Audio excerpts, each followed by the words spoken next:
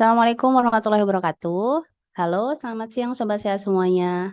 Apa kabarnya nih hari ini? Mudah-mudahan kita senantiasa diberi kesehatan ya. Perkenalkan, nama saya Susi, akan tetapi panggil saja saya Encus ya, biar lebih akrab. Saya dari Cita Sehat Foundation. Kali ini saya akan memandu sobat sehat semuanya dalam acara Bisik di bulan Juni. Setelah beberapa lama Bisik sempat off, Cita Sehat Foundation kali ini hadir kembali dengan tema yang sangat kekinian, yaitu tentang demam berdarah. Nah, sebelum kita mendengarkan materi dari narasumber, saya ingin mengingatkan kepada sobat sehat semuanya yang tidak memiliki kendala dalam jaringan atau gadget ketika login di Zoom masing-masing, mohon untuk mengaktifkan kameranya agar kita bisa saling menyapa dan bertatap wajah, meskipun hanya lewat virtual ya. Semoga ketika masing-masing dari kita on cam gitu ya, kita bisa semakin semangat buat belajar bareng di siang hari ini.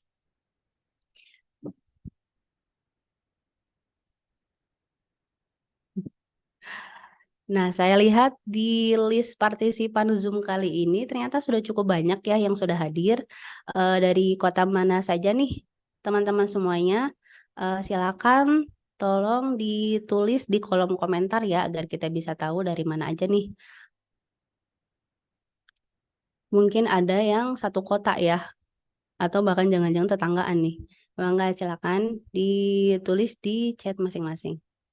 Alhamdulillah saat ini juga narasumber kita sudah hadir, yaitu Dr. Rinda Kirana. Selamat siang, Dok. Selamat siang. Assalamualaikum warahmatullahi wabarakatuh. Waalaikumsalam warahmatullahi wabarakatuh. Sehat ya, Dok ya, yang hari ini? Alhamdulillah Ya. sehat. Lanjut sehat juga ya. Alhamdulillah saya juga sehat. Eh, Sobat sehat semuanya, tanggal 15 Juni lalu kita memperingati Hari Demam Berdarah Denggi ASEAN atau ASEAN Dengue Day.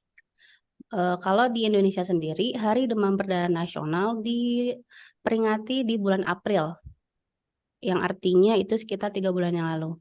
Nah, kenapa sih kita punya hari yang memperingati beberapa penyakit? Salah satunya adalah demam berdarah tinggi. Ternyata ketika pemerintah menetapkan sebuah hari untuk penyakit tertentu, maka diharapkan hari tersebut menjadi sebuah sarana untuk mengingatkan masyarakat agar ikut serta dalam mewaspadai dan juga ikut memberantas atau memerangi suatu penyakit. Dan pada bulan hari ini atau bulan ini, hari yang kita peringati adalah salah satunya ASEAN Dengue Day. Nah, seperti yang tadi saya sampaikan, kayaknya istilahnya agak serem ya, memerangi gitu, seolah-olah kita lagi perang nih dengan salah satu penyakit. Emang iya ya kita lagi perang dengan suatu penyakit, bukannya isu demam berdarah ini sudah sering banget dibahas tiap tahun. Bahkan bisa jadi di salah satu media sosial kita itu selalu trending tentang, demam berdarah. Harusnya masyarakat kita sudah teredukasi dong soal demam berdarah. Misalnya soal apa sih penyebabnya, apa sih yang harus kita lakukan ketika DBD ini menyerang, dan lain sebagainya. Ternyata fakta atau kenyataan itu berkata lain loh Sobat Sehat. Menurut Direktorat Pencegahan dan Pengendalian Penyakit Menular atau P2PM Kementerian Kesehatan Republik Indonesia, ternyata kasus demam berdarah senasional itu insiden rate-nya atau angka kejadiannya itu di tahun 2023 itu sampai mencapai di 14,05%. Dan data ini sebenarnya bisa diakses oleh semua orang di Indonesia yang punya kuota dan juga tentu saja smartphone ya. Ini bisa dengan mudah dicek di p2pm.kemkes.go.id. Mangga silakan dicek di sana. Di situ fakta tentang demam berdarah itu bisa terpampang nyata dan diupdate setiap minggunya. Sehingga kita bisa aware nih, ternyata demam berdarah ini masih menjadi suatu isu yang serius di Indonesia. Bahkan Kementerian Kesehatan melaporkan 73% dari 1.183 kematian akibat demam berdarah denggi pada tahun 2022 itu adalah anak-anak berusia 0 sampai 14 tahun. Ini adalah sebuah angka yang menakjubkan ya. Ini bikin miris juga karena ketika kita tahu bagaimana cara mencegahnya atau ketika si anak ini 73% dari 1.000 orang itu sangat banyak ya, bisa lebih dari 700 orang, 700 anak bahkan ya. Ini bisa kita cegah kematiannya karena 700 anak ini bisa jadi adalah calon leader di masa depan Indonesia gitu. Akan tetapi sayangnya karena kurangnya edukasi masyarakat tentang demam berdarah, 73% atau lebih dari 700 anak meninggal karena demam berdarah yang sebenarnya bisa kita cegah dan bisa kita atasi dengan baik kalau kita punya pengetahuannya. Karena itulah siang hari ini kita sehat melalui Bisik yang salah satunya disponsori oleh Omo Healthy Snack. Kali ini kita akan belajar bareng nih bagaimana cara kita mewaspadai dan juga mencegah demam berdarah bersama narasumber kita yaitu Dr. Indah Kirana. Nah, buat teman-teman semuanya, Dr. Indah ini adalah salah satu dokter dari klinik Cita Sehat yang ada di kota Surabaya. Dan sepertinya sudah cukup lama ya, Dok, sudah bertugas gitu Iya, ya di klinik sudah. Cita Sehat. Berapa tahun tuh, Dok, Sekitar kalau boleh berapa ya? tahu? 7 tahun kayaknya. 7 tujuh tahun ya. tahunan lah. Jadi bisa jadi selama 7 tahun itu dokter ini juga bisa menemukan banyak kasus demam berdarah di Surabaya. Nah, untuk Banyak, cukup banyak. Nah, untuk lebih tahu tentang demam berdarah nih, dari A to Z, bahkan juga update tentang demam berdarah di Indonesia saat ini, apa saja, mangga langsung aja ya kita persilahkan kepada Dokter Indah untuk memaparkan materinya. Dokter Indah sudah bisa Oke. dipersiapkan materinya, silakan dok. Ya, saya share screen dulu ya. Ya, mangga dok, silakan.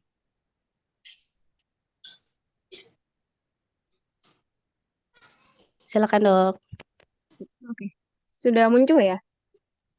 Sudah terlihat dengan jelas. Oke. Oke, alhamdulillah. Oke, Assalamualaikum warahmatullahi wabarakatuh. Selamat Waalaikumsalam. siang. Selamat siang Bapak Ibu semua yang sudah hadir di bisik kali ini. Mungkin materinya memang sebenarnya cukup sering ya kalau demam berdarah itu dibahas di mana-mana sebenarnya. Karena termasuk memang Indonesia tuh termasuk endemi demam berdarah sudah lama. Nggak kayak COVID yang dibilang endemi barusan. Kita sudah lama sekali sebenarnya demam berdarah itu di Indonesia memang jadi endemi. Kalau dulu memang apa kita kan selalu melihat iklan di TV 3M gitu ya, di mana-mana diputar terus di 3M. Ternyata sekarang tuh 3M tuh tidak cukup ternyata. Nah, nanti kita di sini bincang-bincang bareng, belajar bareng lagi. Ya, mengingatkan sih mungkin Bapak Ibu ada yang sudah tahu, ada yang mungkin ada yang belum. Nanti kita bahas bareng-bareng. Kalau ada yang mau ditanyakan, monggo nanti bisa di akhir ya. Kita mulai ya. Ini nanti kita bahas dulu pertama epidemiologinya dulu. Sebenarnya tadi udah sama Teh itu sudah dibahas dikit ya tentang persebaran kasus DBD-nya seberapa di Indonesia. Terus kita bahas sekilas tentang DB-nya dulu, terus gimana pencegahannya, yang terakhir kesimpulannya. Kita kenalan dulu deh sama nyamuknya ini yang jadi biang kerok ini ya. Yang jadi biang kerok ini ya seperti yang kita tahu nyamuk Aedes aegypti namanya. Biasanya memang nyamuknya ini dia ciri-cirinya ya ini ya, belang-belang hitam putih gitu ya, kayak blaster gitu di badannya. Kenapa sih kok dia bisa menyebabkan penyakit demam berdarah? Ya karena nyamuk ini yang bisa membawa virus dengue yang menyebabkan penyakit demam berdarah itu. Sebenarnya nyamuknya ya bukan dia sebenarnya, tapi virusnya kan yang bikin penyakitnya. Cuman dia bisa membawa virus itu dan menularkan dari manusia ke manusia. Jadi dia gigit manusia yang terinfeksi virus dengue masuk tubuhnya dia, terus dia ke manusia lain, gigit manusia lain, manusia yang lain itu akhirnya ikut terinfeksi, gitu kira-kira. Gimana epidemiologinya ya? Pertama di Indonesia dulu sih, ini saya ngambil dari Kemenkes ya. Ini datanya sampai bulan tahun 2023 sampai minggu ke-19. Sekitar sekarang ini sudah 31.380 kasus sampai minggu 19 itu kira-kira bulan berapa? Bulan April Mei ya, Mei ya.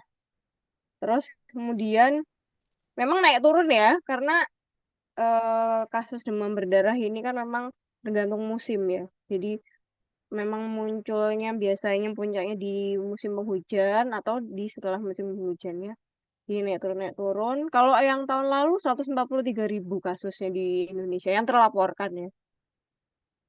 Sekarang sampai bulan April, kira-kira April Mei 31.000 sudah. Kemudian kematiannya tahun lalu sekitar 1.200.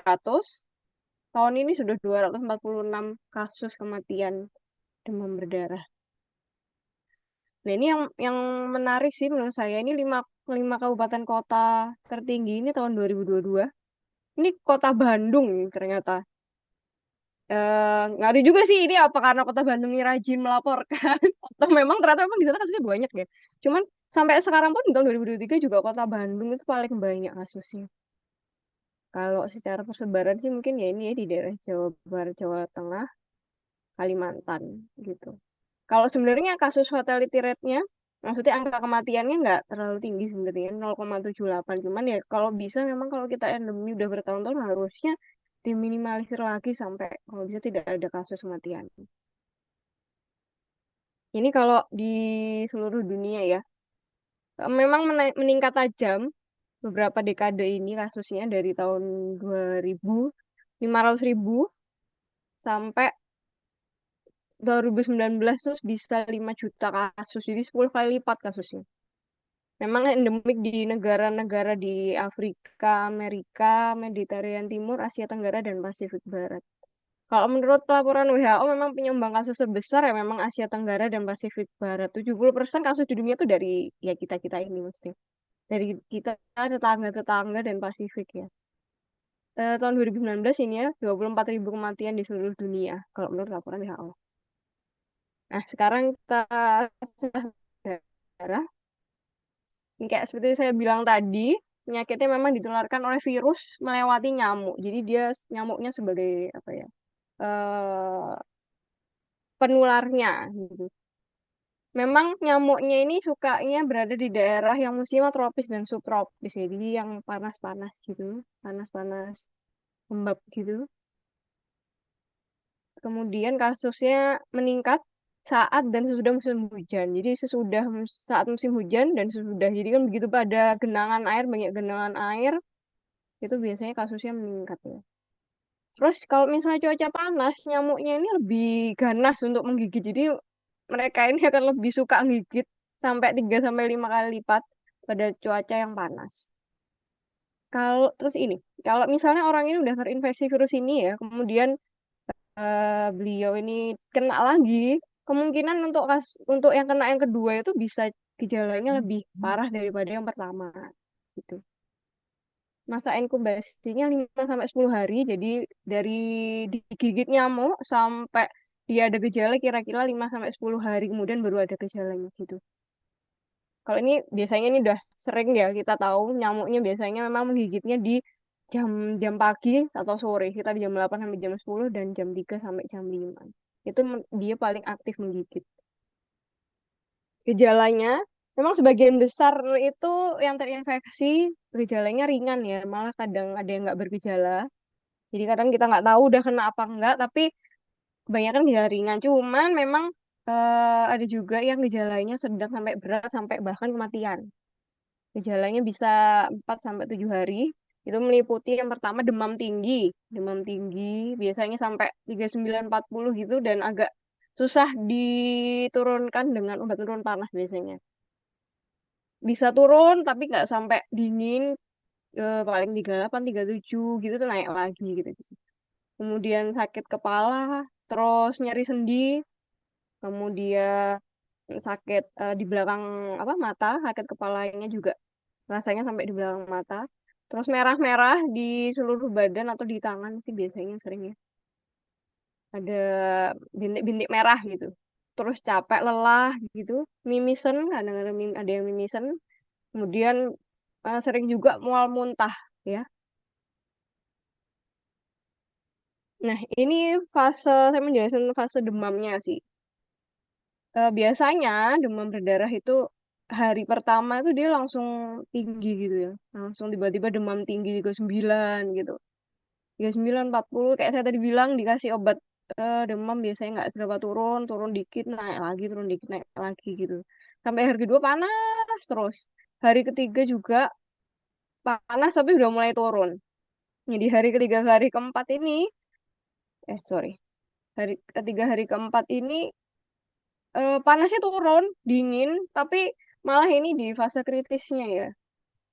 Karena di hari ketiga sampai hari kelima ini yang pas dia mulai turun itu ada resiko kalau dia hidrasinya pasiennya, maksudnya status hidrasinya ke cairan tubuhnya yang ada dalam pasiennya kurang, dia bisa mengarah ke shock. Jadi tensinya turun, tensinya drop, nadinya lemah, kayak gitu, tambah lemas biasanya. Jadi kalau anak-anak tuh biasanya anaknya dingin tapi kok malah lemes ya dok, kayak gitu-gitu.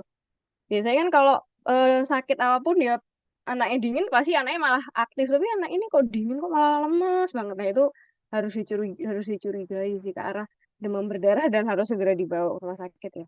Dan biasanya di hari ketiga ini fase kritisnya ini kadang-kadang ada gangguan fungsi organ misalnya gangguan liver, jadi SGOT meningkat, liver apa namanya? Ya itu tadi SGOT SGPT yang meningkat, gangguan liver, gangguan ginjal, kadang-kadang eh, ada gangguan di jantung dan parunya juga ini di fase ini. Jadi di fase ini kita tidak boleh terlambat untuk bertindak intinya. Nanti kalau sudah bisa melewati fase kritisnya ini, dia akan masuk ke fase recovery, jadi di penyembuhannya. Memang kadang-kadang agak demam apa sumber-sumber demam sedikit, tapi itu nggak apa, nanti dia akan turun akhirnya sembuh gitu. Lanjut ya. Nah, ini yang perlu diwaspadai sebenarnya. eh Kapan sih kalau kita harus benar-benar segera ke rumah sakit ya? Kalau gejalanya DB itu yang gimana yang harus segera ke rumah sakit? Kalau kayak gejala yang awal tadi kan memang hampir kayak gejala flu, gejala infeksi lain juga hampir-hampir sama sih sebenarnya. Cuman kalau DB-nya sampai parah tuh biasanya ada nyeri perut hebat.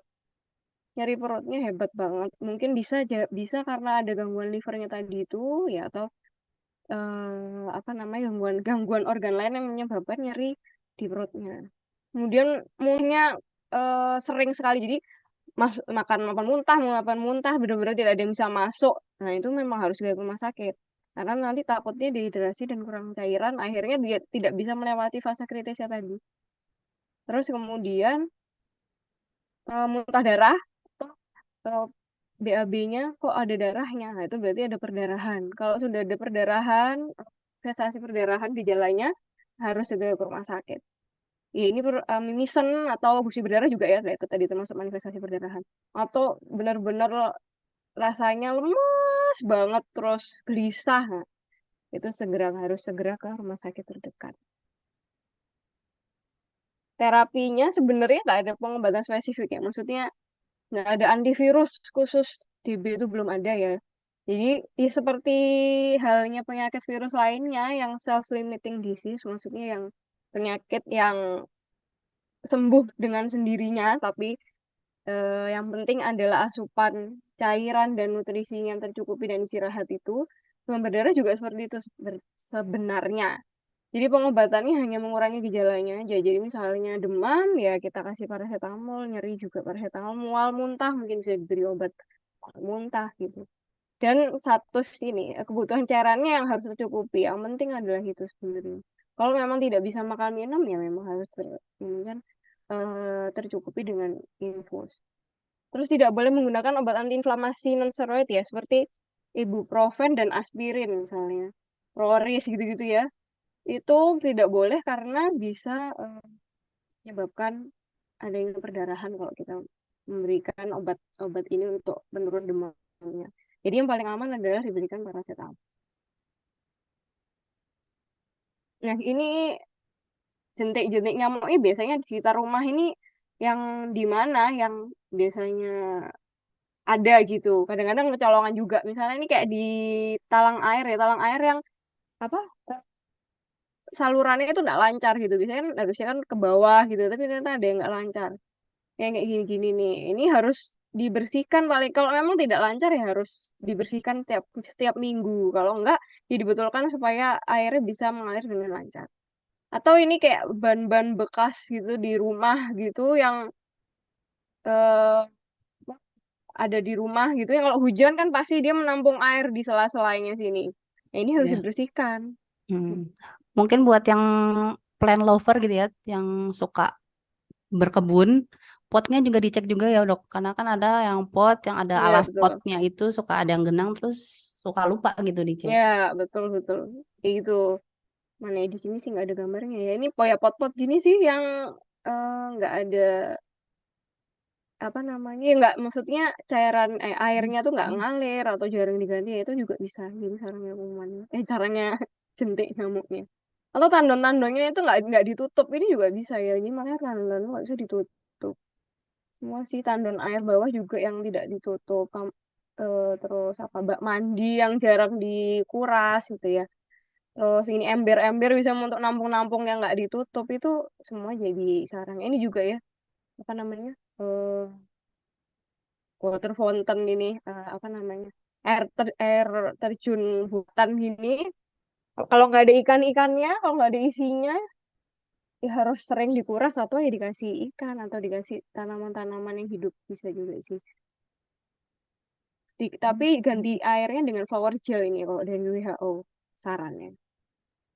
Atau di sekitar-sekitar rumah ya memang ya hati-hati kalau di taman-taman ada air mancur yang airnya nggak mengalir dengan ini. Jadi mati gitu tuh bisa jadi sarang. Sebenarnya hampir-hampir sama. Atau sampah-sampah ini ya. Yang apalagi kalau di musim hujan sampahnya nggak segera ditangani gitu. Jadi dia nampung semua. Jadi memang harus ada apa partisipasi juga dari pemerintah sebenarnya kalau untuk yang sampah apa di TPS TPS gitu ya. Itu sih, oke lanjut ya. Nah, pencegahannya gimana? Kalau dulu kan memang 3M gitu aja ya. Cuman 3M menguras, menutup sama membuang ya, membuang apa namanya? Barang-barang bisa menampung air. Kalau sekarang ada plusnya sama bedanya di membuangnya. Pertama menguras tempat penampungan air ya kalau bisa 3 hari sekali, seminggu sekali lah pokoknya. Sesering mungkin, sebisa mungkin kalau udah mulai kotor gitu ya. 3 hari sekali paling paling bagus ya. Kemudian tempat penampungan air yang terbuka itu seperti kayak saya tadi bilang tandon misalnya atau ember-ember untuk entah nampung air itu harus ditutup, harus ada tutupnya. Nah, kalau dulu membuang barang-barang bisa nampung air atau mengubur ya, sorry, mengubur barang-barang yang kalau dulu kan mengubur barang-barang apa botol-botol atau apa yang bisa nampung air sekarang dimanfaatkan kembali ya karena ternyata kan kalau dikubur plastik-plastik juga akan mencemari lingkungan gitu kan. Jadi kalau bisa didaur ulang lagi barang-barang yang bisa menampung air itu. Plusnya adalah, nah ini yang penting juga sih. Jadi selain ini, kalau ini kan kita menghindari supaya jentik nyamuknya tidak berkembang biak gitu. Akhirnya nyamuk tidak banyak. Kalau ini kita menghindari gimana caranya kita menghindari gigitan nyamuknya. Karena mungkin kita sudah menghindari di rumah, tapi kalau di luar rumah ternyata apa ya kewaspadaannya sekitar rumahnya kurang ya makanya kita harus tambahin plusnya menghindari gigitan nyamuk caranya gimana banyak sih sebenarnya ini ya kira-kira ini kalau misalnya punya ada kolam gitu ya atau ada air yang eh, tempat penampungan air yang kira-kira susah untuk dikuras sering gitu ya melihara ikan pemakan jenik nyamuk terus kita menggunakan repelan gitu ya menggunakan obat anti nyamuk kalau misalnya keluar atau apa namanya ya ke tempat-tempat yang kira-kira rawan untuk bisa digigit nyamuk ya kita pakai obat anti nyamuk. Kemudian di rumah pasang kawat atau kaca pada jendela dan ventilasi supaya nyamuknya nggak masuk ke dalam rumah. Kemudian memberikan larvasida pada penampungan air, jadi kayak abate ya bubuk abate gitu pada penampungan air yang susah dikuras. Kemudian tadi saluran dan talang airnya nggak lancar ya harus diperbaiki sama menanam tanaman pengusir nyamuk. Jadi kayak misalnya serai atau apa ya berapa sih bilang bawang putih pokoknya yang baunya agak agak-agak apa apa sih wanginya itu ini banget gitu. Ya, jadi kita boleh ditanamin itu supaya nyamuk nggak suka ya. Nah, sekarang ada tambahan lagi sih sebenarnya untuk kita bisa mencegah untuk terjadi terkena demam berdarah ini ya. Vaksin demam berdarah ini baru termasuk baru sebenarnya. Ada 2 vaksin yang udah memiliki izin edar dari BPOM dan sudah disetujui oleh WHO dan FDA. Itu vaksin Dengvaxia dan vaksin Qdenga.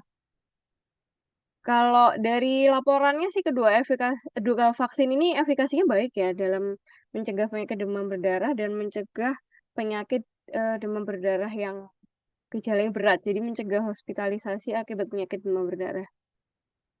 Kedua vaksin ini sudah terbukti baik dan keamanannya pun juga sudah teruji aman. Efek sampingnya ya hampir sama kayak vaksin-vaksin pada umumnya, hanya minimal aja kayak sakit kepala, nyeri otot biasa, lelah, ngantuk, demam ringan kayak gitu-gitu. Jadi boleh diberikan. Tapi ada perbedaannya dua dua vaksin ini ya, dan mungkin memang sementara belum bisa eh, dipakai untuk segala usia ya. Kalau yang Dengvaxia ini untuk usianya 9 sampai 16 tahun, kalau Qdenga dari usia 6 sampai 45 tahun. Jadi yang sudah ada penelitiannya dan terbukti efikasinya bagus dan aman untuk Dengvaxia usia 9 sampai 16 tahun, untuk Qdenga 6 sampai 45 tahun. Nah, untuk yang vaksin Dengvaxia ini hanya untuk yang pernah terinfeksi demam berdarah sebelumnya. Karena sebelumnya ini ada laporan kalau ternyata yang belum pernah terinfeksi terus divaksin ini ternyata hasilnya malah kalau dia terinfeksi kok malah makin parah gejalanya. Akhirnya untuk Dengvaxia ini hanya untuk yang pernah terinfeksi demam berdarah sebelumnya. Gimana cara tahunya kan kadang-kadang nggak tahu ya, ada yang nggak bergejala gitu. Bisa ada pemeriksaan laboratorium untuk memeriksa apakah pernah terinfeksi atau enggak. Jadi kayak IgG dengue-nya nanti diperiksa dulu kalau belum tahu gitu. Ini nggak enaknya kalau untuk Dengvaxia ya. Tapi kalau untuk Qdenga bisa apa namanya diberikan bagi yang pernah ataupun belum pernah bisa dipakai karena sudah terbukti nggak ada efek yang kayak tadi yang Dengvaxia tadi. Kalau Dengvaxia ini diberikan 3 dosis, jadi jaraknya tiap 6 bulan, 0, 6, 12 gitu. Kalau yang Qdenga 2 dosis, jadi 0 sama 3 bulan kemudian. Kalau ini suntik ini lewat otot, kalau yang ini disuntikkan di bawah kulit. Udah sih, gitu aja. Jadi kesimpulannya demam berdarah tuh bisa dicegah ya dengan cara yang tadi itu. Dengan kita aware juga terhadap gejalanya, insya Allah sih gejalanya yang kalau misalnya pun kita terkena, kita tahu dan waspada, nggak akan jatuh ke arah demam berdarah yang gejalanya berat gitu. Lebih bagus lagi kalau kita bisa mencegah supaya nggak kena ya tadi itu dengan 3M plus tadi, termasuk vaksinasi mungkin. eh, Kalau misalnya bisa untuk divaksinasi, bisa menghubungi vaskes yang menyediakan vaksin itu karena memang belum di cover ya oleh pemerintah, jadi belum gratis kayaknya ini. Ini makanya boleh kalau emang bisa dan mampu bisa divaksinasi juga. Ya, gitu. Mungkin itu dari saya Teh. Wassalamualaikum warahmatullahi wabarakatuh. Waalaikumsalam warahmatullahi wabarakatuh. Thank you Dokter Indah atas pemaparan materinya. Buat saya pribadi, materi tadi tuh mind opening banget karena saya jadi di reminder ulang nih gimana cara untuk menghadapi demam berdarah ini. Kemudian ada cukup banyak hal yang bisa kita point out. Yang pertama, gimana sih kita bisa sigap memonitor atau mengobservasi anak kita atau bahkan diri sendiri ketika kita tiba-tiba demam. Kemudian di hari keempat, seperti yang tadi disampaikan sama Dokter Indah, ternyata demamnya sudah turun, tapi kita masih lemes, masih pegel, linu, dan segala macamnya. Justru itu adalah fase kritis di mana kita harus aware bahwa kita harus langsung menghubungi rumah sakit setempat. Kalau misalnya teman-teman lagi ngekos, ini please tanya aja atau WA aja temennya untuk ditolong gitu. Karena bisa jadi itu adalah fase kritis di mana kita di ambang kematian nih, bisa jadi kita bakalan bisa ditolong atau enggak, karena ada banyak banget kejadian di mana keluarga kecolongan sehingga mengakibatkan anaknya atau mungkin eh, orang yang dalam kondisi rentan ya, kelompok rentan kayak misalnya lansia, itu tidak bisa diselamatkan karena kita lupa bahwa di hari keempat, 5, dan 6 itu adalah fase paling berbahaya. Karena itu tadi demamnya udah turun tapi masih lemes, dikira tuh udah masa recovery ya, padahal itu lagi Masa bahaya-bahayanya kritisnya. gitu. Kemudian satu lagi saya juga baru tahu nih soal vaksin dengue ya, yang ada 2 jenis tadi. Iya, betul. Ini tuh sebenarnya Iya, memang baru. sudah tersedia luas di seluruh Indonesia atau enggak sih dok sebenarnya? Atau di kota-kota Sudah besar dulu? setahu saya sih sebenarnya sudah tersedia ya, memang tapi Oke. yang menyediakan kan memang swasta ya, Teh. Oh, oke. Jadi memang karena pemerintah kan belum belum apa ya, belum memberikan secara gratis seperti Mm-mm. vaksin-vaksin yang lain ya. Oke, oke. Jadi mungkin ya akhirnya belum banyak yang tahu Oke, oke. dan harganya memang cukup mahal sih, Oke. setahu saya agak cukup Kalau boleh mahal. tahu di Mm-mm. kisaran berapa ya dok? Kan ini buat orang tua akan perlu apa ya budgeting ya karena Iya iya lumayan. iya iya. Sampai Kalau berapa yang sih kira-kira? kalau yang saya sih kalau nggak yang Kidengga ya, yang dengue vaksinnya saya agak Mm-mm. lupa. Yang Kidengga Mm-mm. tuh kisaran 750.000 Oh, satu kali lumayan vaksin. ya. Dua Bisa kali ya setara dengan tiket satu. bolak-balik ke Malaysia gitu kan. Aduh, sorry. Iya, tapi memang lebih baik memang di anak-anak sih idai sih yang gencar untuk kalau bisa divaksin Mm-mm. ini. Gitu. Betul, betul. Karena tadi pun Kan ya, yang sudah disampaikan kalau di tahun 2022 itu 73% kematian itu di kelompok balita ya, kelompok anak-anak. ini aku Jadi, makan. mm-mm. Kemudian mengulas apa yang disebutkan oleh Dokter Indah tadi. Oh ya, tadi ada yang sudah raise hand, tolong sabar dulu ya, karena kita ada cukup beberapa yang ingin ditanyakan juga. Tadi disebutkan Asia Tenggara dan Pasifik Barat itu adalah penyumbang kasus DBD terbesar. Bahkan tadi bisa dibilang itu kayak penyumbang terbesarnya ya, karena lebih dari 70%. Menurut dokter itu kenapa sih kok bisa kita jadi penyumbang terbesar untuk kasus demam berdarah? Seperti yang saya bilang tadi sih nyamuknya ini karena dia sukanya di iklim-iklim yang panas ya, maksudnya dia nggak suka yang dingin-dingin gitu. Jadi kenapa di Asia Tenggara ya? Karena Asia Tenggara kan di daerah Khatulistiwa ya iklimnya tropis, Pasifik juga ada yang di daerah eh, apa namanya iklim tropis juga. Jadi makanya Hmm, kenapa banyak di situ gitu. oke, oke. Berarti Dan di Asia kalau nggak kepengen kena DBD mungkin bisa pindah negara kali ya ke Jepang, ke iya Korea mungkin mungkin Selatan daerah gitu Eropa kan, gitu di ya. Eropa Ya sekalian walaupun itu. ada sebenarnya kasusnya, cuman nggak banyak. Biasanya kasus eh, bawaan ya, maksudnya ya dia dari Asia Tenggara Asia ke sana, Tenggara ya. Oh ya, oke, oke, oke. terus kasusnya oh ternyata kasus dari sana sebenarnya. Hmm. Oke, Ya jadi kayak gitu. asalnya itu sebenarnya tetap dari negara tropis tadi ya. Ya Cuman karena kebetulan aja dia mm-mm. lagi jalan-jalan ke sana, kedeteknya di sana. Oke, oke. Mm-mm. Nah, kalau sekarang itu kan Mm-mm. sebenarnya musim hujan dan musim kemarau itu kayak agak nggak jelas ya.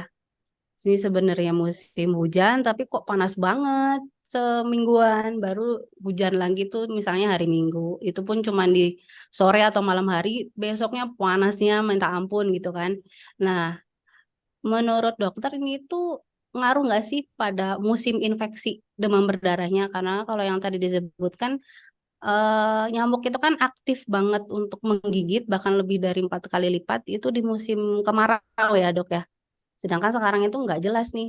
Meskipun judulnya musim kering, ternyata hujan gede juga. Judulnya musim hujan, tapi ya kering banget nih. Seperti itu, Dok.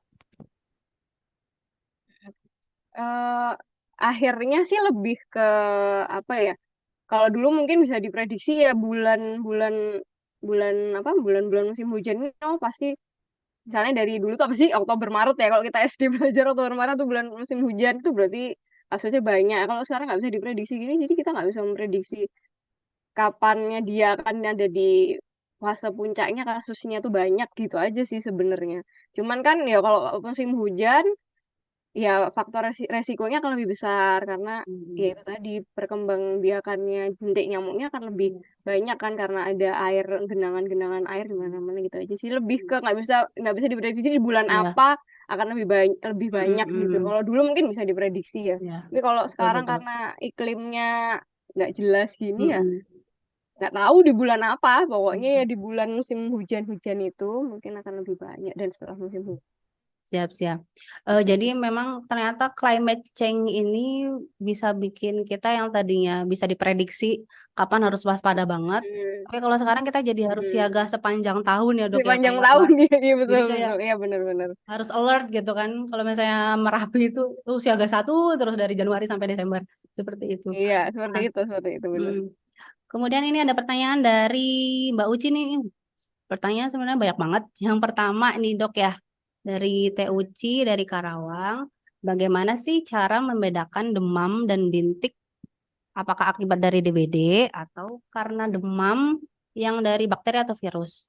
Karena kalau dari Teh Uci sendiri, anaknya pernah demam, terus ruam juga sekujur badan. Seperti itu dok, yang pertama. Mhm. Tipe ruamnya beda sebenarnya. Kalau kalau virus itu kan maksudnya virus lain selain DBD ya, bakteri atau virus lain selain DBD itu tipe ruamnya biasanya agak lebih besar-besar, terus lebih muncul gitu. Biasanya kayak gitu. Terus kalau DBD ini ruamnya itu biasanya karena trombositnya yang turun, jadi muncul namanya peteki namanya. Jadi Hmm. merah-merah bintik-bintik kecil-kecil di bawah kulit gitu ya. Dan biasanya kalau kita beda ini kalau kita di apa kulitnya itu di apa sih jembreng apa ya ditekan tuh dia nggak hilang gitu. Oke, oke. Kalau Heeh.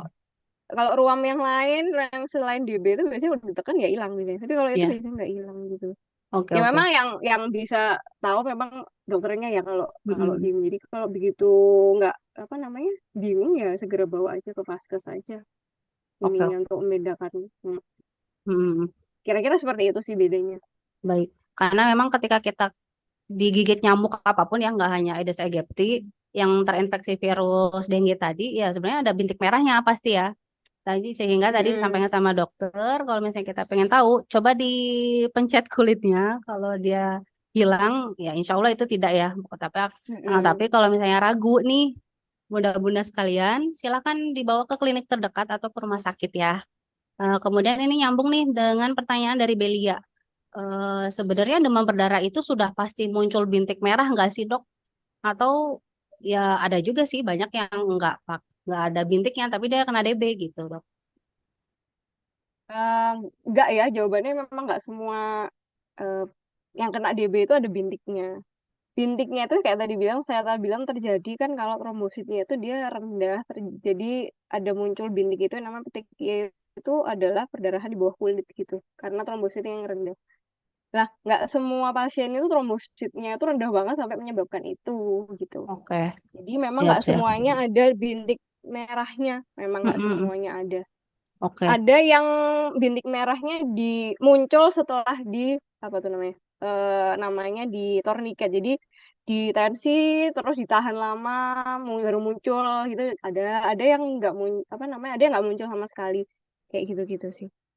oke, Jadi oke, nggak mesti muncul gejalanya kalau yang itu. oke. Berarti fokus pada gejala yang umum kali ya. Kayak misalnya demam tinggi sampai 1 sampai 3 Demam tinggi ya. hari. Kalau memang itu udah konsisten 3 hari nggak turun-turun, langsung alert orang Mm-mm. tua atau bahkan kita sendiri. Silakan langsung menghubungi dokter atau fasilitas kesehatan terdekat agar lebih aman ya Betul. teman-teman Iya semuanya. betul. Kemudian ini Mbak Uci sebenarnya pertanyaan masih banyak, tapi ini kita bisa jeda dengan Mbak Hana mau bertanya langsung kah? Mangga kalau misalnya mau silakan dibuka kameranya, di Halo, di unmute ya. dokter. Saya Oh iya lagi di mangga. tempat lain ya, Iya, jadi saya nggak bisa buka kamera. Oke, dokter, boleh bertanya? iya ya. Oh Iya iya Bu. mangga Heeh. silakan. Dok, sebenarnya pertanyaan saya tadi udah ke Kak Nurul. Ternyata katanya nggak bisa masuknya ke host. Hostnya kan Kak Nurul, jadi saya udah capek lagi mesti ketik ulang lagi. Jadi gini, dokter saya mau tanya Iya ya, ya. apakah Oh. Iya. MCU awal-awal kalau kita udah tahu kita ada kayak demam begitu, kita harus ngecek Vidal nggak? Widal, sorry. Atau ada pemeriksaan MCU yang lain. Dan kemudian vaksin DBD itu udah ada ya, Dok? Itu bisa divaksinkan pada usia berapa? Apakah perlu diulang? Seperti layaknya hepatitis kan mesti diulang. Itu perlu diulang apa sekali seumur hidup begitu. Jadi pada usia berapa? Dan yang terakhir dokter, kalau seumpamanya kita kena demam berdarah ya, pastikan kita demam atau yang lain-lain, nggak mau makan. Nah, itu pada hari keberapa biasanya dia langsung turun trombositnya ya. Apakah bisa dibantu dengan mungkin kalau ini dengan angkak atau dengan jambu kerutuk ya, Dok?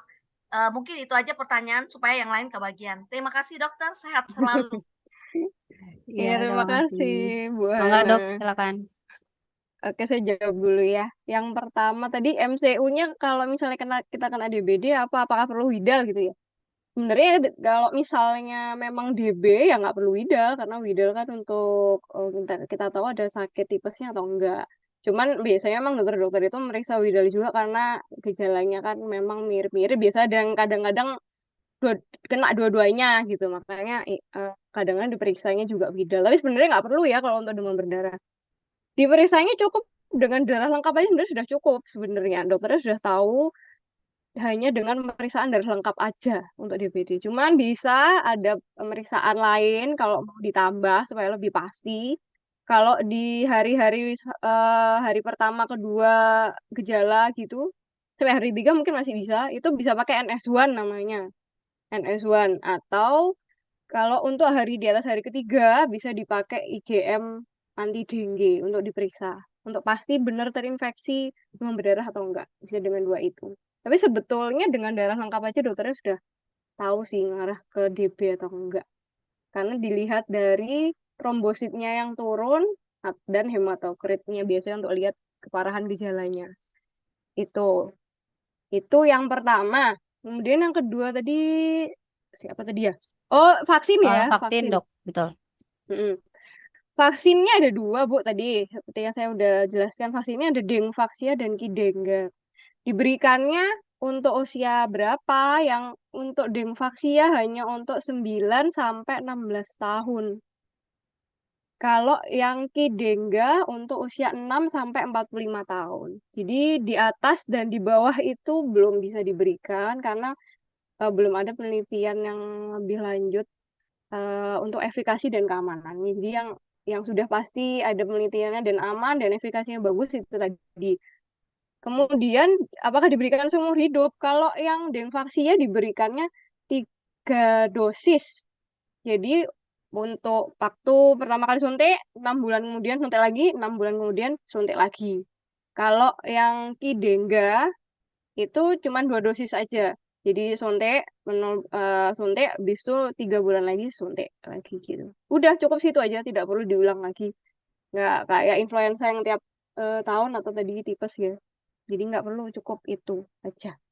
Terus yang ketiga tadi apa teh? Duh lupa. Makanan atau minuman bantu kayak angkak atau jambu kerutuk Dok. Itu kan umum dilakukannya.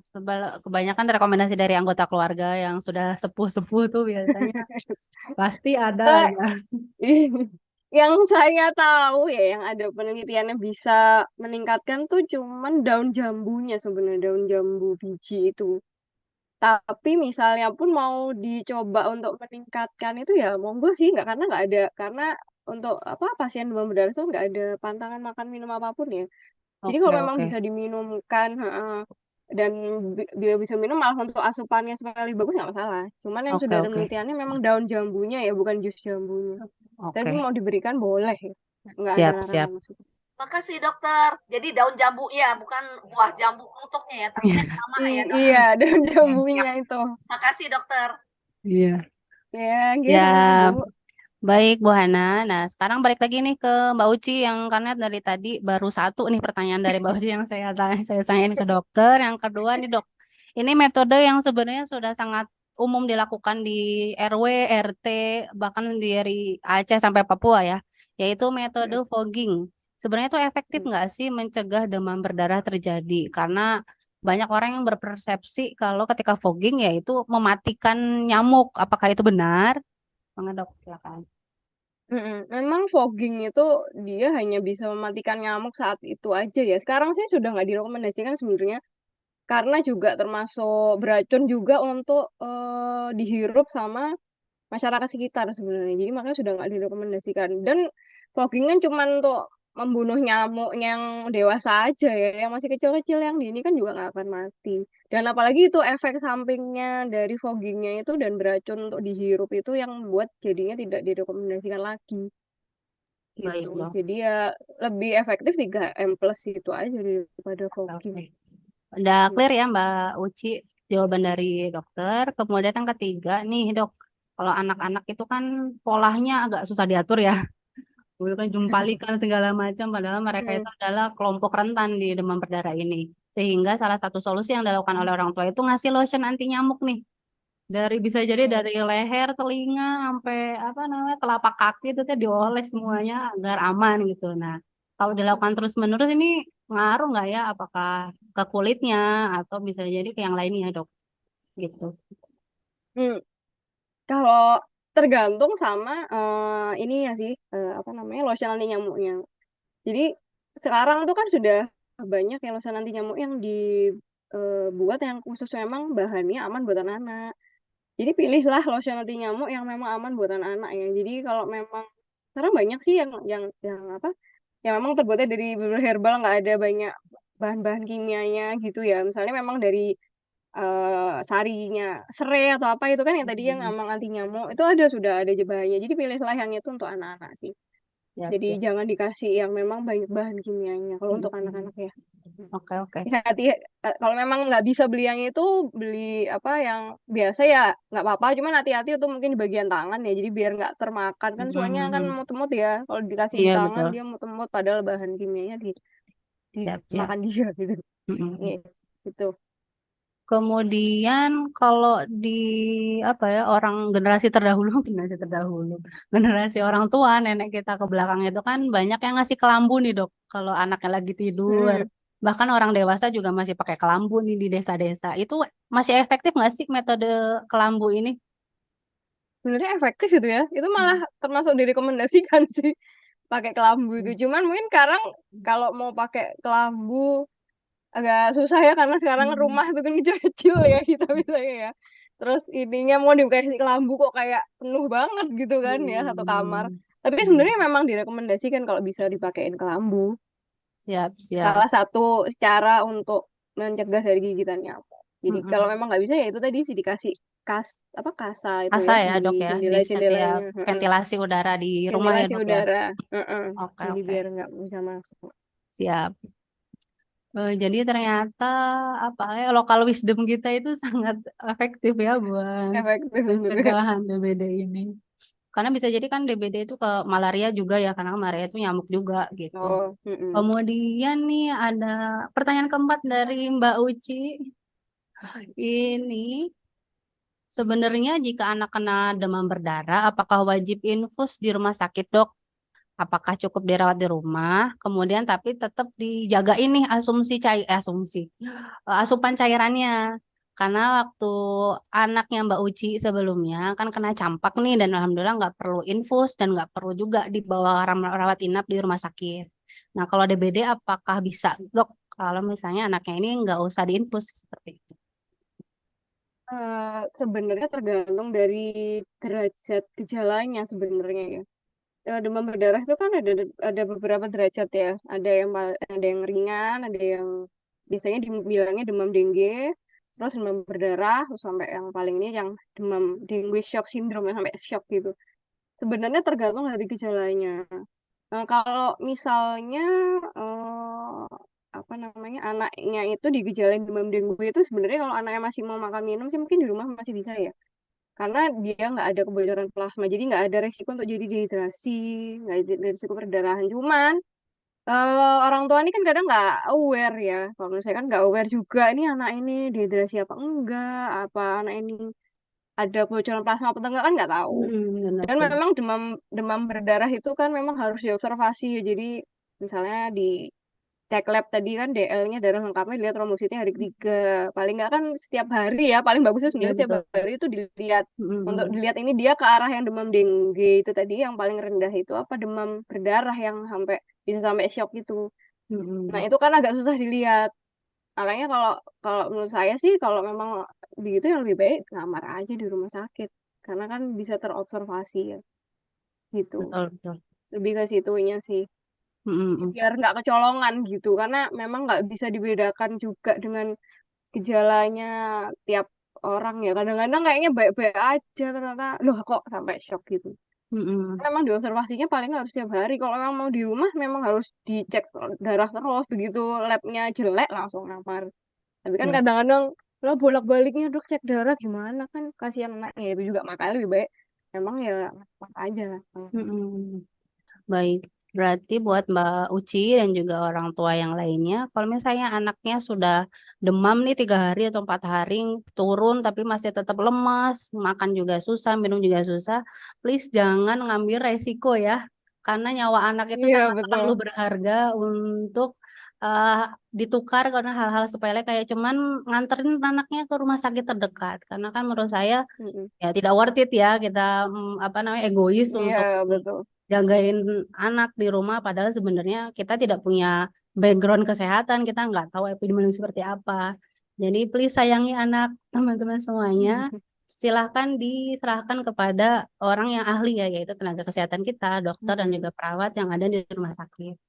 Kemudian nih Dan anak itu kan nggak bisa ini ya oh teh iya maksudnya anak benar-benar itu kan nggak nggak bisa bisa komunikasi ngomong dengan ya. jelas ya. Benar-benar. Dia kan nggak bisa ngasih tahu gejalanya kan misalnya Mm-mm. nyari perut apalagi kalau bayi kan gimana mau ngomong nyari perut dia Iya nangis doang benar, iya kayak benar. gitu-gitu padahal itu perut termasuk tadi ya saya bilang gejala yang merupakan red flag gitu yang harus ke rumah Mm-mm. sakit gitu. Baik. Mm-mm. Berikutnya ini pertanyaan dari Bunda Endah dari Bandung. Nah, dok sebenarnya ketika ibu hamil dan menyusui itu kena DBD, kemudian dia menyusui anaknya itu bisa nular nggak sih ke bayinya yang sedang disusui atau sedang ada di kandungannya seperti itu? Mm-mm. Kalau untuk ibu hamilnya setahu saya ya kalau dari penelitian nggak akan menular ke anaknya sih maksudnya nggak akan membuat apa namanya anaknya jadi sakit juga. Tapi mungkin kalau saya salah nanti bisa di ini ya. Mungkin saya baca lagi. Tapi setahu saya sebaca saya sih enggak ya. Jadi mungkin yang mempengaruhi adalah ya status hidrasinya ibunya tadi. Kalau dia kena demam berdarah, kalau dia sampai dehidrasi yang mempengaruhi ke anaknya. Jadi anaknya jadi kurang cairan juga untuk yang ibu hamilnya itu tadi ya. Kalau yang untuk menyusui nggak ditularkan lewat susunya sih. Jadi nggak masalah mau anaknya tetap menyusui atau enggak. Kan yang menularkan tadi nyamuknya ya. Jadi Oke, walaupun dia tetap disusui ibunya, dia nggak kegigit nyamuknya ya nggak masalah gitu. Cuman ya memang oke. harus lebih aware aja biar dia nggak digigit nyamuk juga gitu aja. Mm-mm. Iya betul. Karena biasanya ketika ada salah satu anggota keluarga yang kena DBD, itu bisa jadi resiko anggota keluarga yang lain itu lebih tinggi ya dok ya. Lebih Jadi tinggi. emang Apalagi kalau kita kan nggak tahu nyamuknya masih nongkrong di yang situ ada atau sakitnya masih udah di sila situ pindah apa enggak? ke RW sebelah misalnya kan bagaimana. Iya, iya Oke. betul. Oke, berikutnya ini dari Kakak Mulia Hidup. Saya nggak tahu ini nama aslinya siapa. Nah, ini izin bertanya dokter, apakah ada faktor resiko yang kurang umum yang mungkin mempengaruhi penyebaran demam berdarah di wilayah tertentu? Kemudian, apakah ada upaya kolaboratif khususnya di negara Asia Tenggara yang memang tadi ya langganan bahkan donatur terbesar dari kasus demam berdarah sedunia gitu ya, untuk mengatasi demam berdarah yang saat ini juga masih belum kelar nih, masih jadi PR tiap tahun aja. Kayak seperti itu, Dok. Resiko yang tidak umum maksudnya eh selain yang tadi gitu ya. Oh, nggak ada sih, setahu saya ya faktor resikonya sih lebih ke situ ya. Oke, oke. Mungkin yang faktor resikonya yang mungkin yang belum banyak tahu memang kalau udah pernah kena terus kena lagi ya jadi lebih parah itu paling itu aja ya. Oke.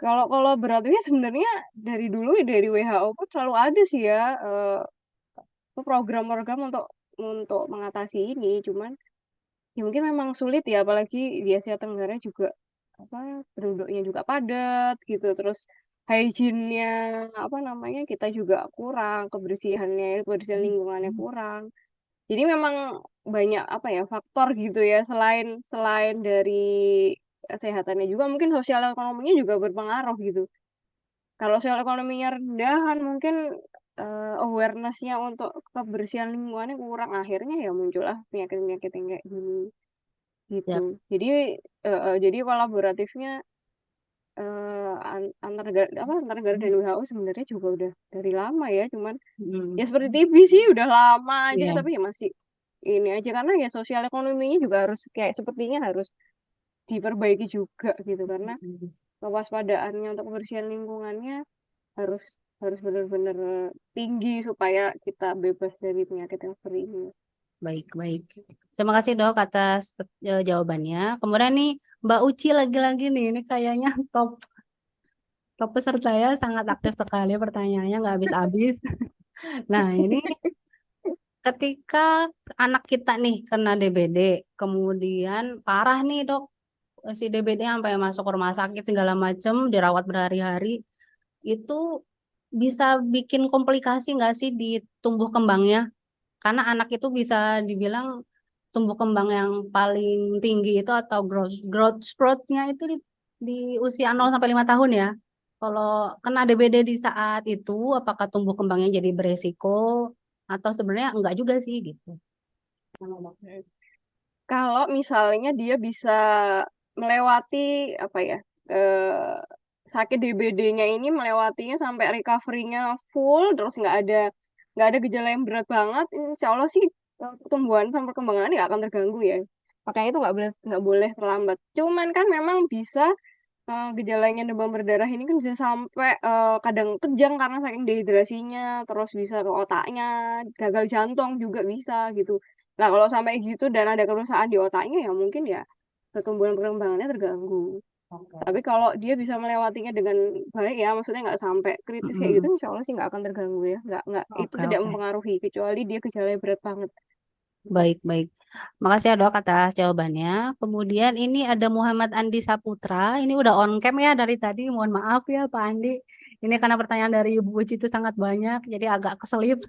Mangga kalau misalnya ingin nanya langsung nih sama dokter bisa unmute ya mikrofonnya, mangga-mangga. Assalamualaikum warahmatullahi wabarakatuh. Waalaikumsalam, silakan. Waalaikumsalam. Ya. Lebih ke tipsnya dok, biar kita itu bisa meningkatkan imunitas agar bisa melawan virus yang dihasilkan dari si nyamuk. Gitu. Karena kalau kita cuma fokus ke nyamuk, kayaknya nggak fair juga. Ya. Mungkin Siap, seperti siap. itu. Oke, oke. Jadi gimana sih Oke. cara kita buat meningkatkan imunitas? Karena kalau yang tadi 3M itu kebanyakan faktor eksternal ya yang kita urusin, dok. Nah, sekarang dari internal kita itu, fisik kita itu gimana? Apakah ada hal yang bisa kita lakukan agar imun kita itu tinggi? Jadi ketika kita digigit juga, apa ya, sudah ada nih pasukan dalam diri kita yang berantem duluan nih sama virusnya biar dia nggak bikin kita kena DBD. Silakan, dok. Mhm. Sebenarnya standar aja sih sebenarnya kalau untuk meningkatkan imunitasnya ya, makan makan minum bergizi, makan minumnya cukup, istirahatnya cukup, hindari stres, olahraga. Sebenarnya hampir sama semuanya untuk penyakit-penyakit infeksi lainnya. Nggak ada spesifik apa ya, kecuali tadi vaksin ya. Kecuali vaksin tadi mungkin bisa bisa digunakan, cuman masalahnya kan nggak semuanya bisa divaksin dan harganya lumayan. Untuk DB karena setahu saya memang penyakitnya ini agak sulit dibasmi hanya dengan imunnya yang apa ya, imunnya yang mungkin ya memang gejalanya ringan gitu aja ya. Cuman untuk apa namanya, maksudnya nggak kayak sakit flu ya yang dia walaupun imunnya tuh kuat dia bisa dengan mudahnya membuat cepat sembuh gitu, nggak bisa. Perjalanan penyakitnya semuanya sama 2 sampai 7 hari. Jadi yang bisa membantu itu ya memang ya sama, makan minumnya asupannya harus tercukupi, gizinya tercukupi, istirahatnya cukup Oke, gitu. siap-siap. Kalau memang ya satu lagi ya vaksin itu kalau memang bisa dilakukan. Oke. Makanya kenapa yang paling digaungkan memang karena yang 3M plus itu, karena memang walaupun kita sesehat apapun, kadang kalau memang sudah terinfeksi itu ya jatuh juga. Cuman maksudnya gejalanya mungkin nggak sampai berat banget kalau masih bisa makan dan minum baik gitu. Ya, Gitu sih. berarti sebenarnya apa ya, perilaku hidup bersih dan sehat itu bisa membuat imunitas kita itu bisa lebih kuat untuk penyakit apapun ya dok ya. karena memang Penyakit apapun. perilaku hidup bersih dan sehat itu jadi semacam usaha preventif yang universal untuk semua penyakit, termasuk DBD tadi. Cuman ada beberapa penyakit yang ada effort tambahan kayak vaksin yang saya sebutkan sama Dokter Indah tadi. Begitu ya Pak Andi Saputra, semoga bisa jelas dan bisa terus sehat ya Pak. Kemudian nih berikutnya Amin. dari Mbak Dita. Mbak Dita ini masih tentang lotion anti nyamuk dok. Jadi Teh Dita ini sepertinya punya anak usia 4 tahun. Kalau misalnya dikasih lotion anti nyamuk tiap hari, tapi ini untuk orang dewasa, itu recommended nggak ya? Jawabannya sama kayak tadi sih ya. Kalau bisa sih dicarikan yang memang aman untuk anak-anak. Banyak sekarang ya lotion anti nyamuk yang aman tuh. Mm-mm. Mungkin yang itu aman lah kalau setiap hari. Kalau yang untuk dewasa sih saya eh bukan ke kulitnya sebenarnya sih lebih ke ya takutnya apa namanya ya Kalau terjilat kejilat, termakan ya. Ya gitu-gitu kan karena ada bahan kimianya ya biasanya ya. semacam apa tuh ya sorry nyebut merek Sovel dan lain-lain itu. Mm-mm. Kalau yang apa namanya alami tuh sekarang banyak itu mungkin bisa dipakai. Ya nggak harus lotion juga ya kadang-kadang ya pakai misalnya kalau keluar pakainya yang bajunya yang Lengan panjang kali ya. panjang-panjang Ya. misalnya Mm-mm. kayak gitu-gitu. Jadi kan nggak dipakein ke seluruh badan gitu loh paling yang terbuka-terbuka aja. Bisa Mm-mm. itu kalau misalnya takut untuk dipakai setiap hari. Siap. Berarti kalau misalnya mau pakai lotion anti nyamuk dewasa gitu ya Mbak Dita, tolong benar-benar dicek tiap menit tuh anaknya, jangan-jangan masukin sesuatu ke mulut karena bisa jadi itu yang bikin lotion anti nyamuk buat dewasa itu berbahaya buat tubuhnya si anak kita gitu. Biasakan cuci tangan ya sebelum makan dan segala macamnya. Kemudian berikutnya ini masih dari Ibu Uci Rahmawati, ini luar biasa sekali. Nah, dok, sebenarnya apa sih yang bikin orang kena DBD terus sampai meninggal? Apakah karena perdarahan di dalam tubuhnya atau yang lainnya? Karena bisa jadi kita bukan orang kesehatan nih dok ya. Jadi kita itu sebenarnya nggak tahu sebenarnya yang bikin orang meninggal itu karena DBD itu apanya sih? Karena almarhum pamannya Mbak Uci ini meninggal karena DBD. Seperti itu dok. Mhm.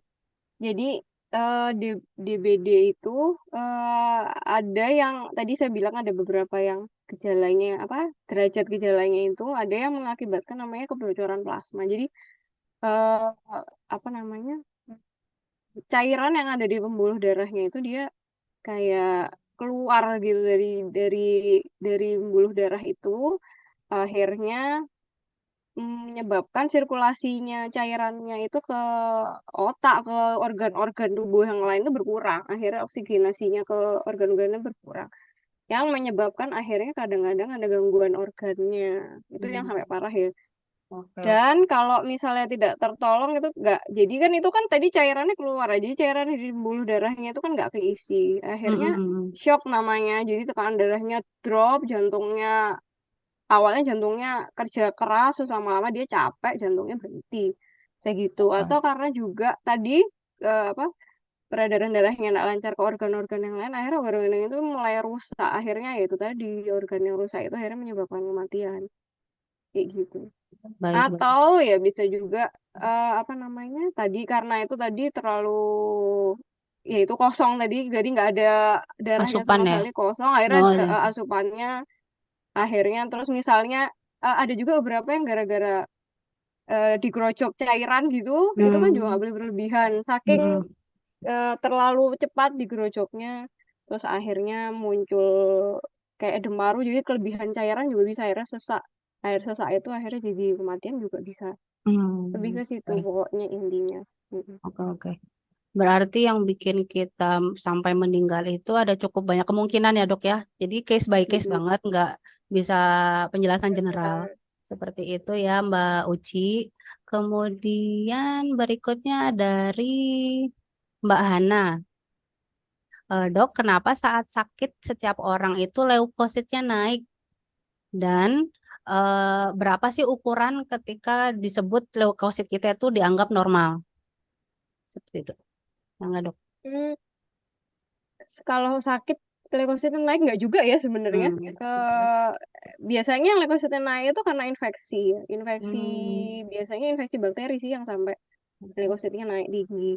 Bahkan kalau demam berdarah ini biasanya leukositnya malah turun, malah leukopenia, jadi kurang leukositnya juga turun, kayak tipes juga bisa leukositnya turun juga. Biasanya nggak, kalau infeksi virus tuh leukositnya biasanya kebanyakan turun, jadi nggak tinggi, jadi tidak selalu sebenarnya. Karena apa ya? Karena leukosit itu kan sel darah putih ya, isinya antibodi imun yang apa namanya, membantu untuk membunuh benda asing yang masuk ke tubuh kita. Kalau kenapa tinggi biasanya karena infeksi itu tadi, ya memang dia diproduksi oleh tubuh jadi lebih banyak karena dia mau apa namanya, melawan bakterinya supaya mati, jadi dia meningkat gitu. Kenapa kok yang kalau misalnya virus itu turun, karena memang ada beberapa virus yang dia bisa mematikan eh, leukosit antibodinya itu. Jadi kayak kemarin COVID itu juga apa namanya, leukositnya bisa sampai turun banget, apalagi limfositnya itu ya, karena dia bisa mematikan itu gitu. Jadi nggak mesti ya, bisa memang kebanyakan itu yang tinggi karena infeksi memang. Tapi kayak sakit misalnya, kalau misalnya sakit yang lain ya bukan infeksi, ya nggak juga, nggak akan tinggi juga leukositnya. Oke dok, terima kasih atas Mungkin itu. jawabannya. Semoga Mbak Hana clear ya Mbak ya, karena leukosit itu belum tentu naik di setiap penyakit gitu. Kemudian yang kedua nih menarik, saya baru dengar juga nih ada informasi seperti ini. Ini dok, fakta atau mitos sih ketika seseorang atau anak kena DBD, kemudian nggak ketahuan nih karena nggak ada gejalanya. Terus bukannya hidung yang mimisan, karena kan tadi salah satu gejala kena DBD itu kan mimisan ya. Tapi ternyata dia malah jadi menstruasi, kemudian menyebabkan meninggal. Ini fakta atau mitos nih? Kalau saya pribadi nih benar-benar informasi yang baru banget ya, saya baru dengar. Mungkin dari dokter ada penjelasan soal yang tadi saya sebutkan dari Mbak Hana. Ini anak umur berapa dulu ya? Kalau anak umur, maksudnya nih kalau dia memang sudah puber, terus memang Dokter, ini menstruasi, benar bisa. kejadian dokter itu anaknya guru. Anak Anaknya umur guru berapa ya? itu dia sekitar Anak umur berapa? lulus SMA lah, sekitar 17-18. Dia tidak Nah, mimisan di ya. hidung, jadi dia keluarnya lewat mens. Tiba-tiba kirain mens biasa, di santai-santai aja maminya ya kan, karena nggak ada gejala yang lain, akhirnya meninggal. Saya juga sampai kaget loh, kok saya juga baru pernah dengar. Apakah kemungkinan bisa terjadi, dokter? Gini, biasanya sih pasti ada gejala awalnya ya, nggak mungkin nggak ada apa-apa tiba-tiba perdarahan sih. Justru Karena kalau DBD ini kan terdeteksi dokter, maminya kan guru di sini nih. Nah, saya tanya sama dia punya 2 anak, yang pertama katanya meninggal gara-gara itu, nggak terdeteksi, tiba-tiba darahnya itu ngoncor ke bawah semua. Jadi nggak keburu ya, di itu, Dok, nggak keburu masuk dari atas. Itu kayak nah, begitu, maksudnya Dok, dia juga terlambat. enggak, kalau memang dia udah puber, udah menstruasi, kemungkinan perdarahan karena menstruasi memang bisa, karena kan kalau demam berdarah trombositnya kan memang turun ya, akhirnya bisa perdarahan dari manapun. Karena kalau dia mungkin juga pas lagi menstruasi perdarahannya jadi susah berhenti karena trombositnya rendah banget, jadi tidak bisa berhenti dengan cepat gitu. Makanya saya tadi tanya ini anak umur berapa. Kalau anaknya belum menstruasi kemungkinan nggak mungkin ya. Tapi kalau emang sudah menstruasi bisa aja manifestasi perdarahannya dari menstruasi yang namanya berlebihan. Tapi sejauh ini saya tahu kalau demam berdarah itu pasti ada gejala sebelum perdarahannya. Maksudnya ada demamnya, adanya ya kayak flu itu kan, nyeri kepala, kayak gitu tuh pasti ada biasanya. Karena ini sakit infeksi. Jadi nggak mungkin ujuk-ujuk, nggak, dia sehat-sehat aja mau blar gitu perdarahan tuh nggak mungkin. Kalau demam berdarah ya pasti ada gejala infeksinya. Jadi ada demamnya, nyeri kepala, sakit seluruh badan itu pasti ada. Mungkin ya dia anaknya nggak, maksudnya kalau gitu dipikir sakit biasa gitu ya, atau mungkin juga terus pas hari keempatnya yang memang fase kritisnya pas mungkin ada perdarahan nih, menstruasinya terlalu banyak, nggak bisa berarti bisa aja. Jadi nggak akan deteknya karena mungkin dia nggak cerita kalau emang lagi nggak enak badan gitu loh sebelumnya. Cuman harusnya nggak mungkin sih sehat-sehat aja tiba-tiba menstruasi sih. Nggak mungkin. Cuman jadi manifestasi perdarahan bisa aja. Karena manifestasi perdarahan bisa di mana-mana. Bisa mimisan, busi berdarah, bisa BAB-nya berdarah, gitu tuh dari manapun. Karena itu sebenarnya dari trombositnya yang turunnya terlalu rendah. Trombosit itu kan untuk membekukan darah ya. Jadi kalau trombositnya rendah nggak ada yang bisa membekukan darahnya. Akhirnya kalau ada perdarahan nggak bisa berhenti. Itu tadi sih. Siap, siap. Jadi mungkin ya karena itu juga. Tapi kalau ujuk-ujuk sehat terus perdarahan kayaknya nggak mungkin. Mungkin anaknya nggak ngerasa ya mungkin. Baik dok, terima kasih atas jawabannya. Mungkin tadi informasi yang didapatkan sama Bu Hana dari temennya itu mungkin karena tidak dibawa ke rumah sakit kali ya. Jadi informasinya itu sangat sedikit. Jadi cuman kita tahu dia tiba-tiba meninggal, kemudian pada saat yang bersamaan kok kebetulan menstruasi juga gitu. Karena menurut saya itu informasi yang sedikit itu masih belum bisa mengklaim bahwa dia kena meninggal karena demam berdarah, kemudian misalnya atau pendarahannya itu dari menstruasi itu kayak menurut saya kurang oke ya dari segi landasan pemikirannya begitu.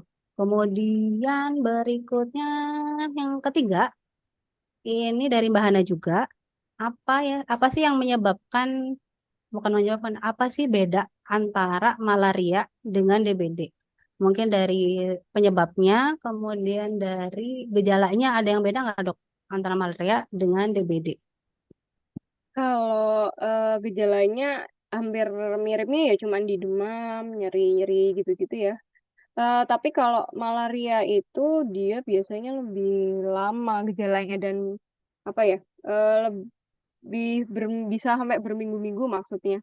Jadi karena di apa namanya nyamuknya itu kan kalau ini ya bukan virus ya kalau malaria itu namanya parasit ya parasit plasmodium itu namanya dan macam-macam plasmodiumnya itu bisa kemana-mana bisa ke otak dia menginfeksi di otaknya bisa di livernya gitu-gitu gejalanya lebih macem-macem dan lebih agak susah nggak maksudnya kalau DBD ini kan kelihatan ya demam gini berapa hari ini kalau malaria tuh enggak ya bisa demamnya berkepanjangan terus ternyata tiba-tiba kejang terus ternyata ada berisa ada itu gitu lebih lebih bervariasi gejalanya tergantung dari parasitnya itu dia sampai kemana itu sih bedanya kalau demam berdarah sebenarnya gejalanya terlihat apa namanya terlihat banget gitu itu. Kemudian ini ada cikungunya di dok. Ada bedanya nggak dok sama DBD? Karena cikungunya itu kan ada nyeri-nyeri juga ya gejalanya tuh. Nyeri otot lah di persendian kayak gitu. Bedanya apa sih dok? Be- Ada bedanya penanganan khusus kalau atau enggak? bedanya kalau di Ciumunya ada lemah tungkai ya namanya jadi nggak bisa jalan gitu tiba-tiba kalau perdarahannya jarang jarang ada perdarahan sih misalnya nyamuknya nyamuknya nyamuk Aedes juga cuman beda beda Aedes itu sih lebih yang khasnya ya lemah tuh lemah di persendian lemah ya sampai benar-benar nggak bisa jalan gitu loh bedanya itu. Baik, Dokter Rinda, terima kasih atas jawabannya. Alhamdulillah semua pertanyaan sudah dijawab tuntas dari awal sampai akhir. Terima kasih juga buat semua peserta webinar. Sudah antusias banget nih pada webinar kali ini. Eh, untuk mendokumentasikan acara ini, tolong kita foto bareng dulu ya. Mangga silakan dibuka kameranya masing-masing. Nanti ada apa ya komando dari operator.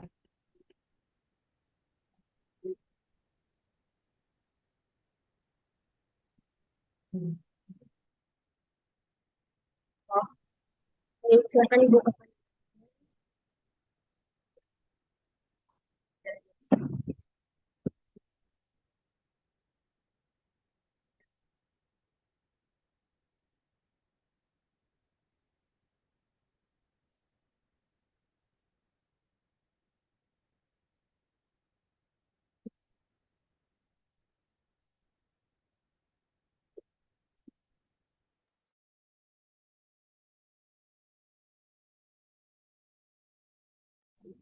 Baik, terima kasih semuanya. Sobat sehat, demam berdarah memang sangat berbahaya ketika sudah menginfeksi anggota keluarga kita. Akan tetapi semoga dengan webinar pada siang hingga sore hari ini, kita punya bekal yang cukup nih untuk mencegah demam berdarah datang ke rumah kita. Atau ketika salah satu anggota keluarga kita itu qadarullah terkena demam berdarah.